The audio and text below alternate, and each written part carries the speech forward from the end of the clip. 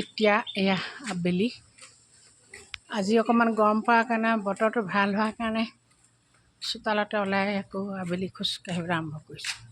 সঁচাকৈ আজি ভাল লাগিছে, সুন্দৰ বতৰ। এইকেইদিন বৰষুণে গছ গছনিবিলাক কিবা হৈ আছিলে, এতিয়া বৰষুণত চফা হোৱাৰ পিছত দেখিবলৈও ভাল হৈছে, সুন্দৰ হৈ পৰিছে। আৰু কিমান দূৰত দূৰত যে কুলিয়ে মাতি আছে, শুনিয়ে ভাল লাগে।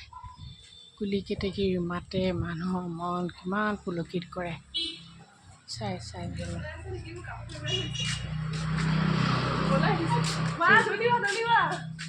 ঠিক আছে দিয়া বাৰু।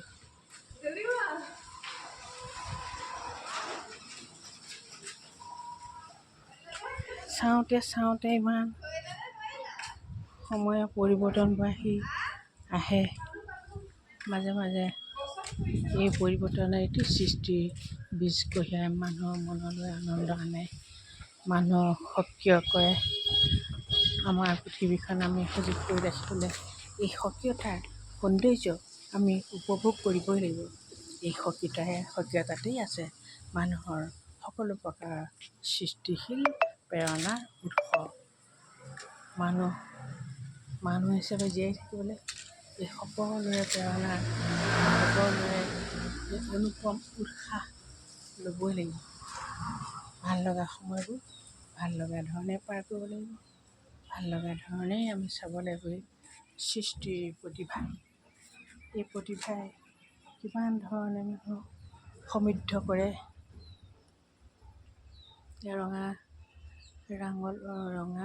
মচন্দা ফুলিব, অকণ ফুল ওলাইছে।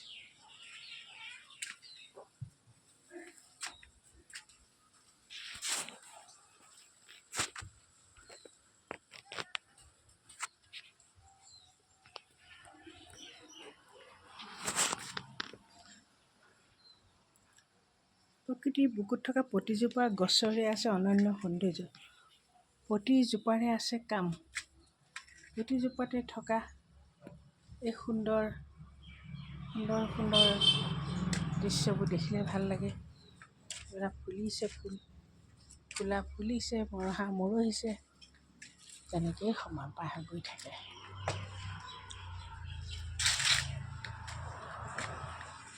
অপূৰ্ব এই পৃথিৱীৰ ভাৱ চিন্তা কথা বতৰা সকলো মানুহৰ এই অপূৰ্ব চিন্তা চৰ্চাৰ মাজতে মানুহে লাভ কৰে দৈনন্দিন জীৱনৰ সক্ৰিয়তাৰ আনন্দ।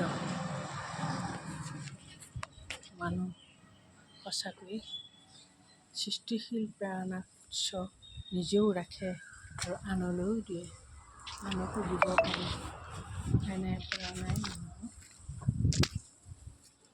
দি যায়, মৰি জীয়াই থকাৰ প্ৰেৰণা দি যায়। সকলো দাৰিদ্ৰ্য দুখ অনাটনক নেওচি আগবাঢ়ি যোৱা উদ্গতিৰ আহিলা। এনেকৈ ৰখা হ'ল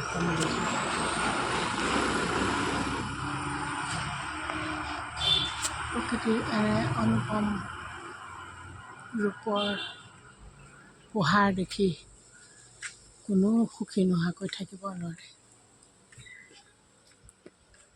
বননিত লাভ কৰা এই প্ৰাকৃতিক আনন্দ, ইয়াকে বিচাৰিতো মানুহ যায় কেতিয়াবা বনলৈ।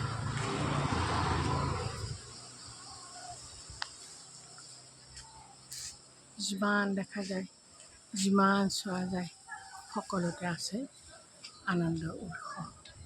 সকলোলৈকে আবেলি শুভেচ্ছা জ্ঞাপন কৰিছোঁ।